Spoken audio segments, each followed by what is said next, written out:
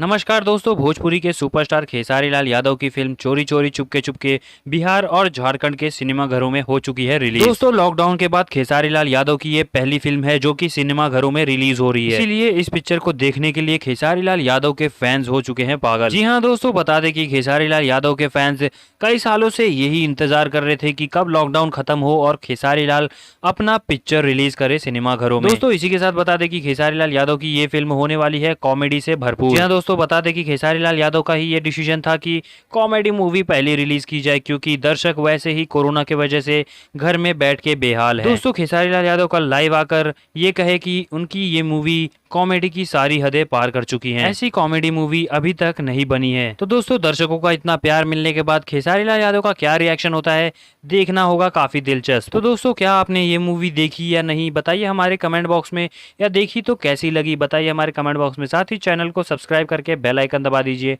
देखते रहिए हम भोजपुरिया। नमस्कार।